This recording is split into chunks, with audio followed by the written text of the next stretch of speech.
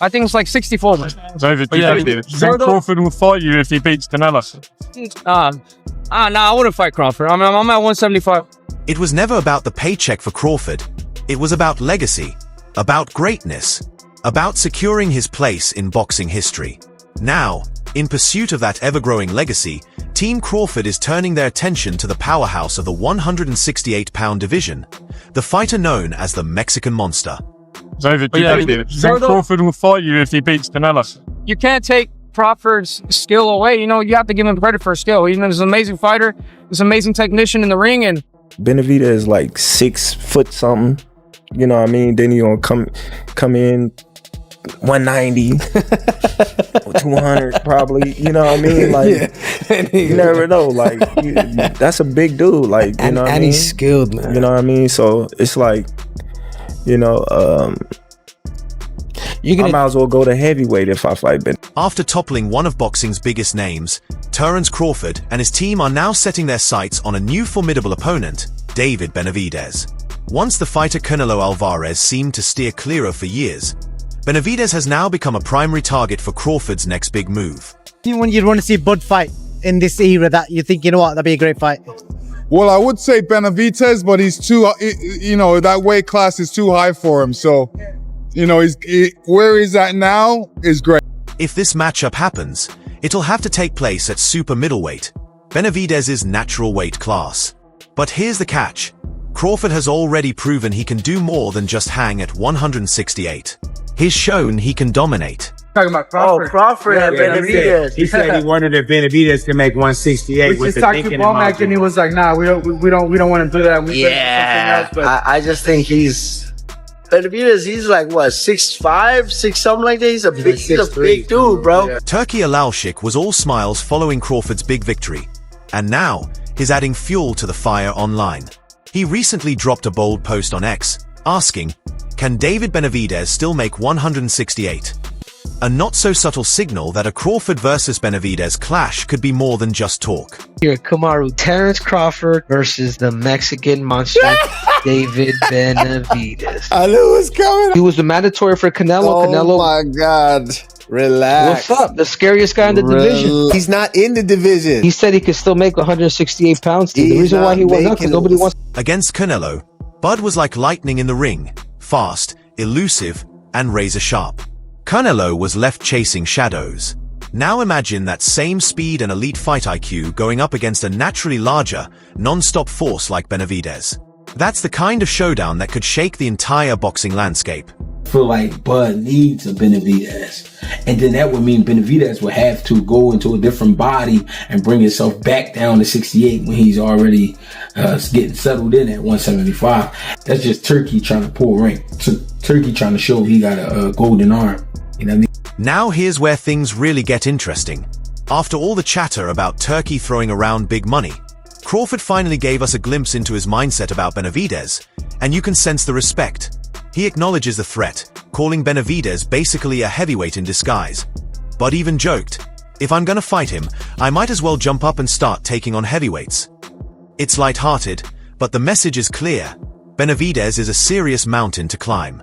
Chick posted on social media asking if David Benavidez is still capable of making it down to 168. Now, we're not sure if this little tease that Turkey made was targeted as a hint for a future fight between Crawford and Benavidez, or Canelo versus Benavidez. But here's the twist. Benavidez doesn't seem all that eager to face Crawford.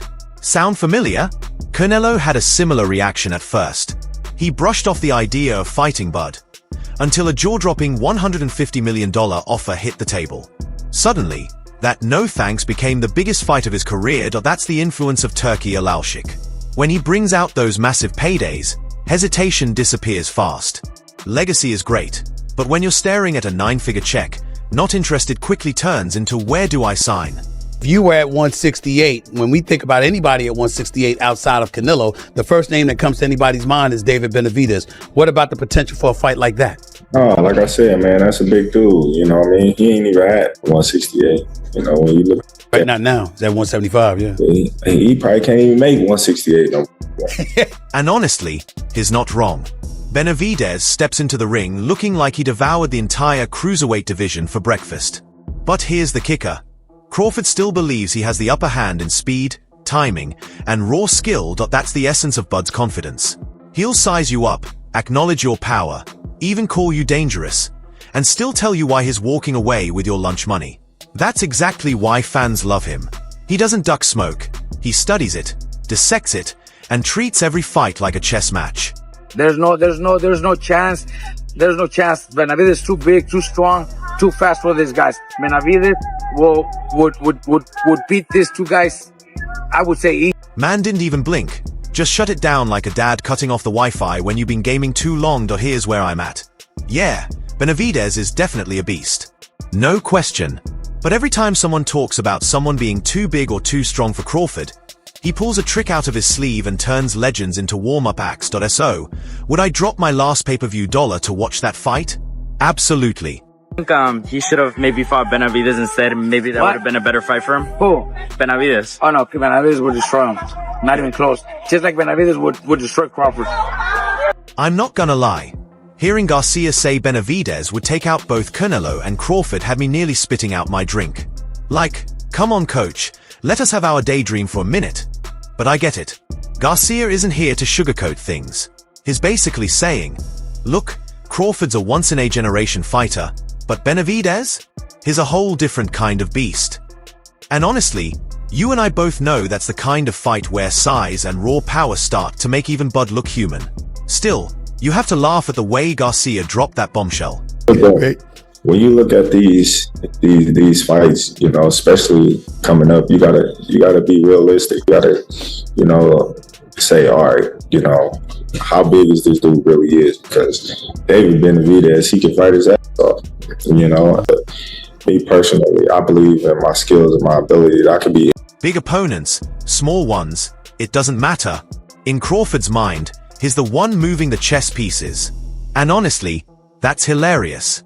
He's staring up at Benavidez like he's a skyscraper, then casually asking, so, which floor do I knock you out on? Only Crawford could make fighting a real-life Goliath sound like just another day at work. But just as fans were riding the high of Bud's fearless energy, Robert Garcia stepped in like that one uncle at the cookout who looks at your plate and says, you sure you can handle all that? A classic reality check moment. And like I said, Crawford is one of my favorites of all times now because of what he just accomplished, what he just did. But Benavidez is too big for him, too fast, too strong. I wouldn't even want to see it. Canelo, Benavidez beats. Man, Robert Garcia already had us clutching our plates with that barbecue reality check. Just when you think it can't get any spicier, boom, Sugar Shane mostly drops the hottest take of the year. This guy straight up said Crawford might even be better than Mayweather. I had to pause my video and grab some water because that's the kind of comment that sends boxing fans into a frenzy. And the craziest part? He wasn't even holding back. He broke it down like this. Mayweather's all about technical mastery, but Crawford? He's got those long arms, that old school grit, and he'll fight you anywhere, anytime. Canelo, do you think he should retire? Yeah, I mean, Canelo is more so into training, probably fighters and helping people. Like he already did what he needed to do. There's nothing really more he can do in the sport. Man, only in boxing do we go from debating GOATs to picturing Canelo schooling Jake Paul just for Netflix views. That's the magic of it. You and me, watching history unfold in real time. Crawford proving is something else, Mayweather's shadow still hanging over the sport, and legends like mostly dropping truths with a smile. And if Canelo really did step into the ring with Jake Paul, the internet would crash faster than Ticketmaster selling Taylor Swift tickets. That's the kind of wild chaos boxing fans secretly live for, even if we don't always admit it. But after the fight, Canelo was like, he's better than Mayweather. So, maybe it was just different because Crawford's arms are long. His arms are really long, so it's kind of hard to hit him. But no, he did everything, man. He's the man. You can't argue too hard, because deep down, Shane's got a point. Just picture the debate tables now. Skip Bayless somewhere sweating bullets, Max Kellerman crafting a whole soliloquy, and your uncle at the barbershop yelling 490, with veins popping. This conversation isn't ending anytime soon, and that's what makes it legendary.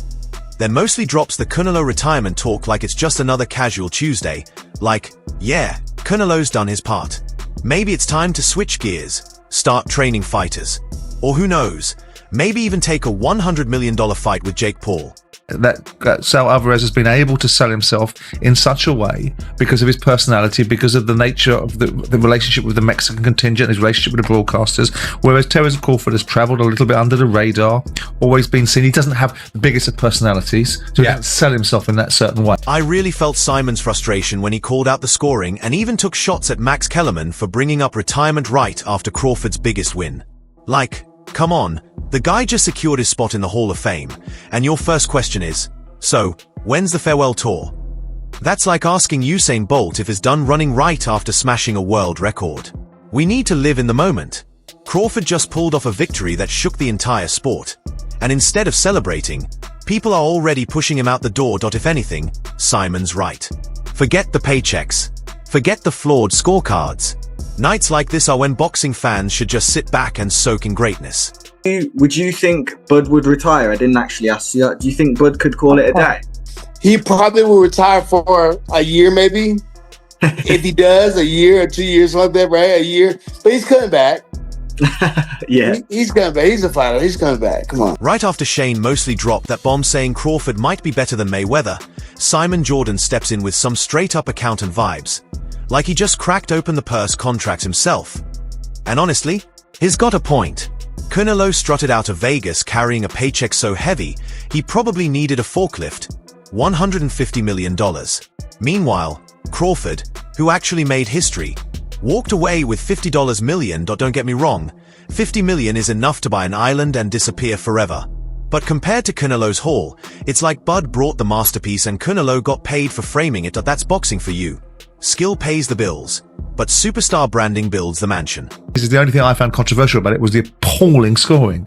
I don't know how anyone, I mean, the AI scoring was just as bad because it came out with a draw, but the actual, this wasn't a close fight. Well, the AI scoring, you're right. It was a draw. The AI is meant to be the ultimate judge. Yeah. 114, 114. No, the other judges scored it 115, 115, 113.